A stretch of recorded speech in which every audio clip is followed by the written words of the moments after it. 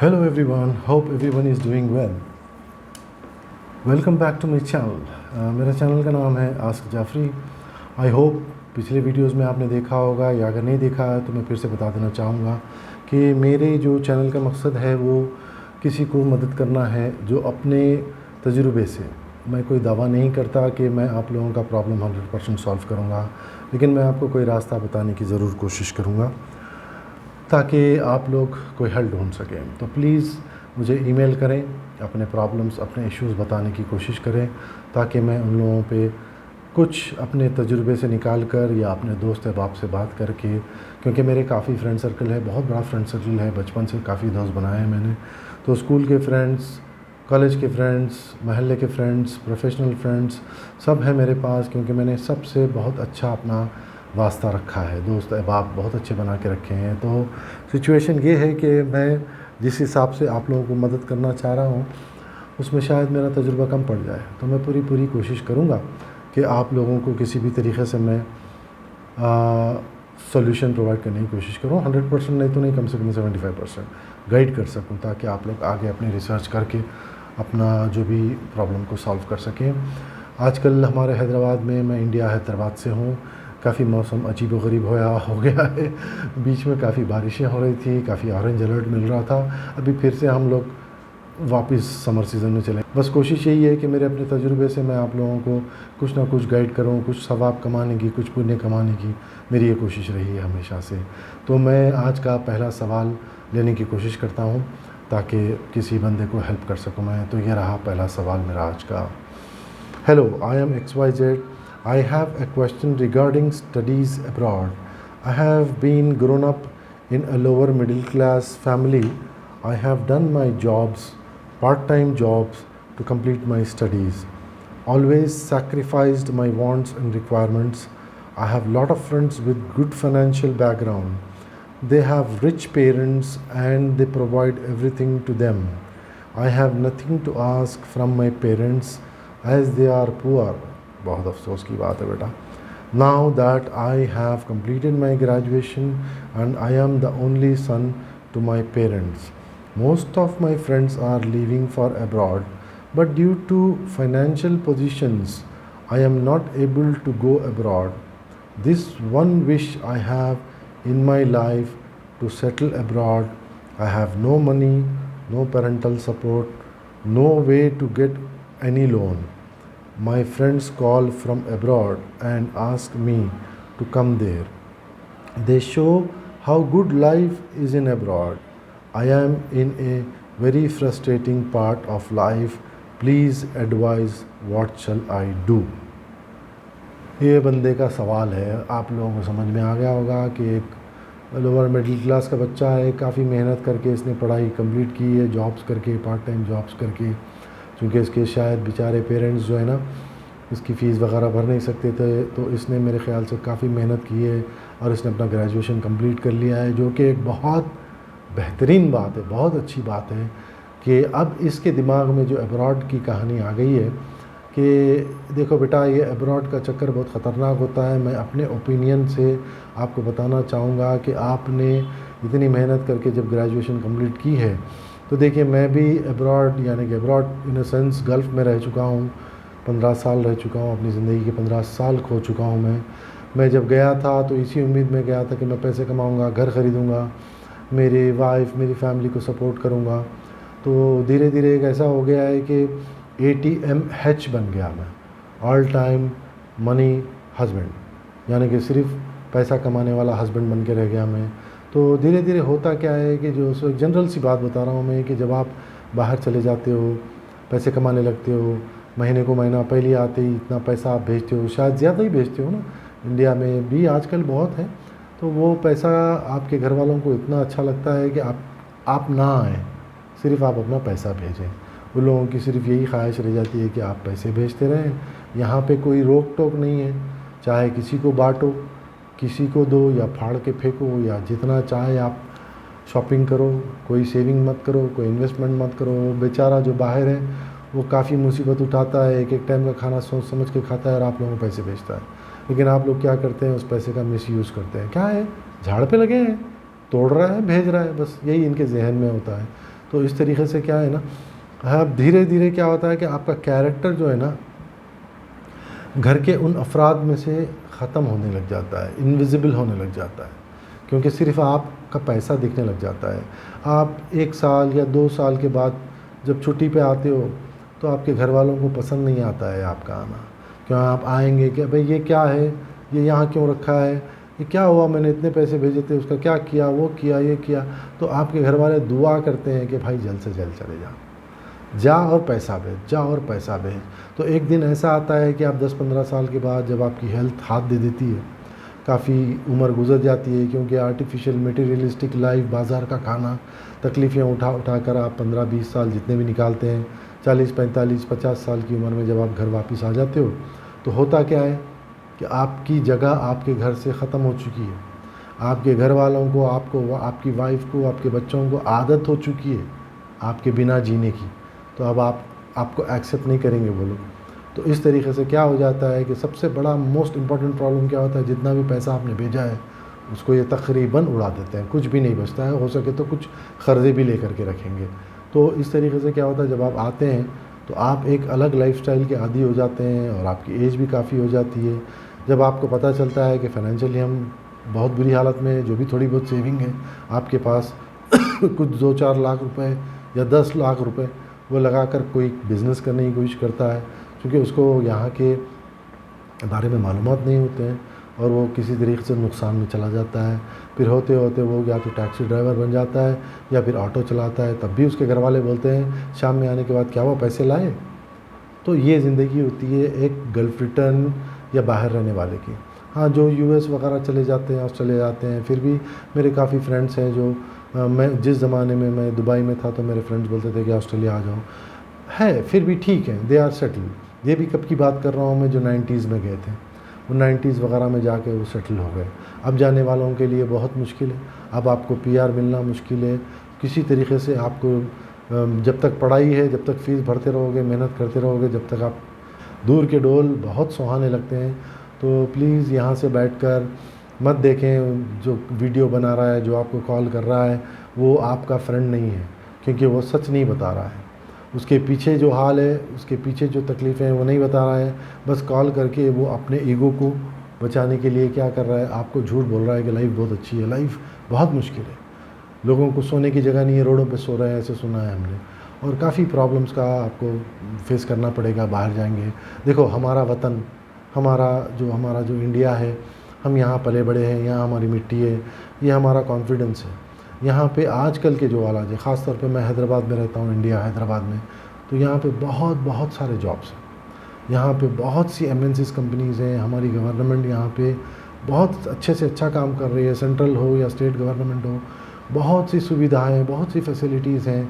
एक on an average बंदा, एक फ्रेशर, आप जैसे ग्रेजुएशन कंप्लीट किया है आपने, तो आपको 25-30 हज़ार से जॉब स्टार्ट हो जाएगी। अच्छे से मेहनत करो। जो अब्रॉड जाकर आप इतनी मुसीबतें उठाते हो, यहाँ अगर आप वही मेहनत करोगे तो आपको धीरे धीरे 1 साल 2 साल में आपकी 1 लाख तक हो जाएगी तनख्वाह। फिर आप धीरे धीरे और मैनेजर लेवल पे आओगे तो 2 लाख हो जाएगी, 3 लाख हो जाएगी। यहाँ पे भी बहुत बड़ी बड़ी एमएनसीज़ हैं, बहुत ज़बरदस्त है यहाँ पे। गच्चीबौली, हाईटेक सिटी, आप गूगल करें, अगर आपने मेंशन नहीं किया कौन से स्टेट के हैं, तो आप naukri.com पर जाएँ, आप हैदराबाद लोकेशन चूज़ करके अपने जॉब को फाइंड करें, सर्च करें, अप्लाई करें। आपको स्टार्टिंग सैलरी 40-50 भी मिल सकती है, डिपेंडिंग अपॉन योर क्वालिफ़िकेशन। तो उस हिसाब से मिनिमम अगर ग्रेजुएट हैं तो काफ़ी है। और ऐसा ज़रूरी नहीं है कि आप आईटी प्रोग्रामर या सॉफ्टवेयर डेवलपर हो। आप कोई भी सेक्टर के हों, कोई भी आपने बैकग्राउंड, आपका बीए बीकॉम कुछ भी हो, आपकी इंग्लिश अच्छी होनी चाहिए। आप स्पोकन इंग्लिश ले सकते हैं अगर आपकी इंग्लिश ठीक ठाक है। ये थोड़ा सा ग्रामर इम्प्रूव करिए। आप इस तरीके से सोचें ना, आप यहाँ पे अपने इंडिया में जॉब ढूंढ सकते हैं। अगर आप अदर स्टेट के हैं तो आप एवरी सैटरडे जाके अपने पेरेंट्स से मिलके आ सकते हैं, देख सकते हैं, उनका ख्याल रख सकते हैं। आपने मेंशन किया है कि आप एक लौते हैं, you are the only son for your parents, तो आप चले जाएंगे अपने पेरेंट्स को मरता छोड़ के। अब्रॉड जाएंगे तो क्या करेंगे, कहाँ से फ़ीस भरेंगे? जितना भी कमाओगे फ़ीस में चला जाएगा। पेरेंट्स को क्या भेजोगे? ऑलरेडी पुअर है, इतनी मुसीबतों से आपको पिला खिला कर, कपड़ा लत्ता बनाकर आपको इस मकाम तक उन लोगों ने पहुँचाया है। तो आप क्या करोगे? बाहर जाके वहाँ सेटल हो जाओगे, वहाँ शादी कर लोगे। देखो, सिटीज़नशिप मिलना यूएस में या कनाडा में इतना आसान नहीं है, बहुत मुश्किल है। ऑस्ट्रेलिया हो, कोई भी कंट्री हो, बहुत मुश्किल है। तो इस तरीके से आपको किसी न किसी से शादी करना पड़ेगा।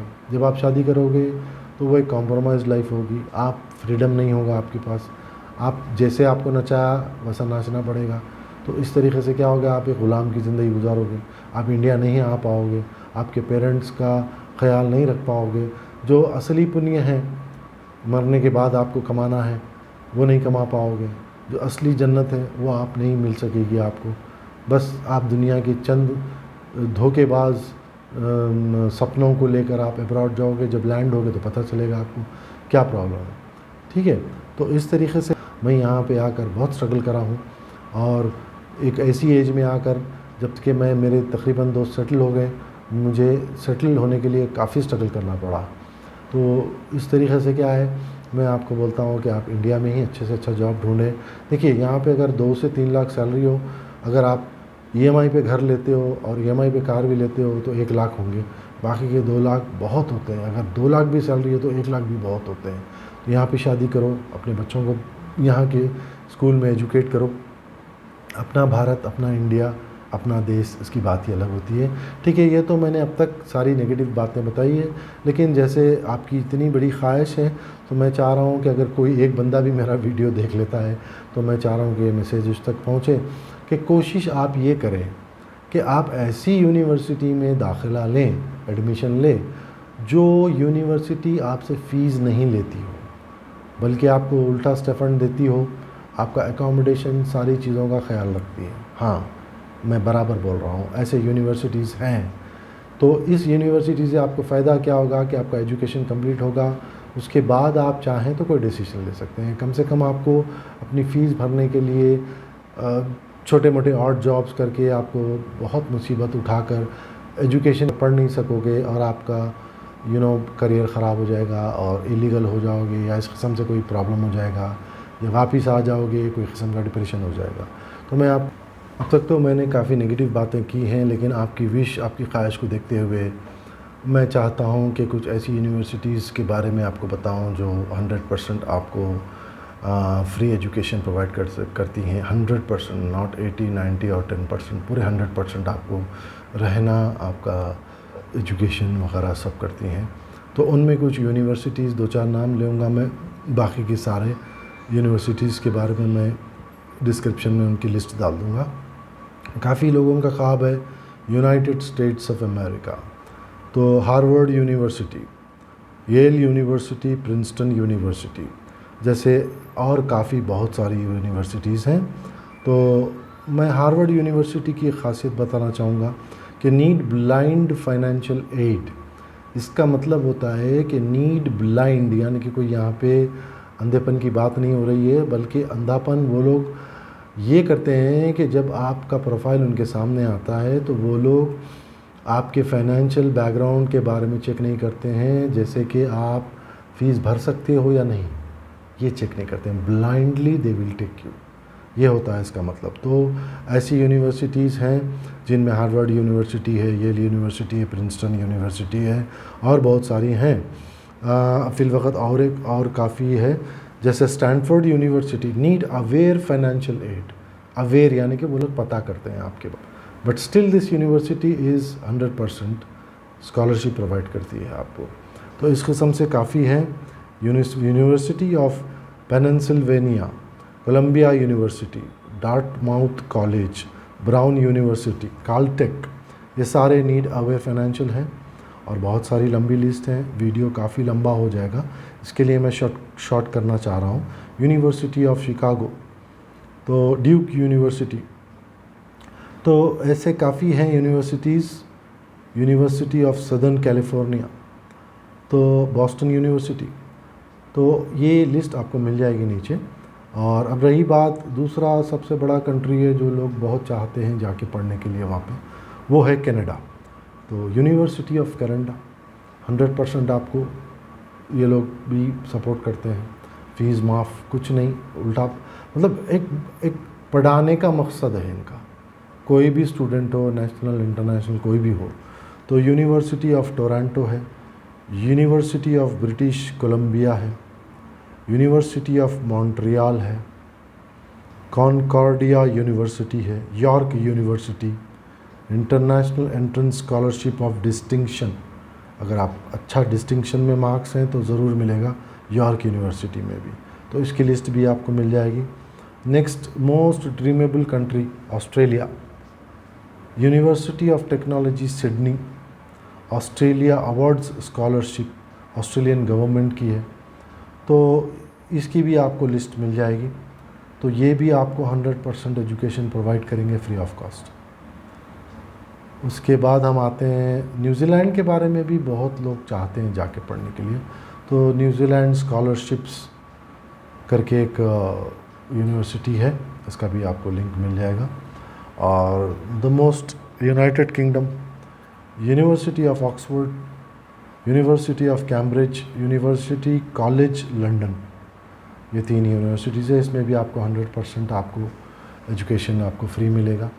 तो इस किस्म की यूनिवर्सिटीज़ में एडमिशन लेने की कोशिश करिए, तो ताकि क्या होता है कि आपको जाकर वहाँ पे ऑड जॉब्स करके, मुसीबतें उठा के, तकलीफ़ें उठा के, आपको फ़ीस भर के, मतलब एजुकेशन कहीं और ही हो जाता है, आप उसकी फ़ीस भरने में इतने मशगूल हो जाते हैं, फिर कभी सेमेस्टर मिस हो जाता है, कभी फ़ीस नहीं पे कर सकते हो, फिर आपको वो लोग ब्लैक लिस्टेड कर देंगे, फिर आपको डिपोर्ट कर देंगे, फिर आप इंडिया आओगे, फिर डिप्रेशन में, फिर दूसरी कंट्री का नहीं हो सकेगा।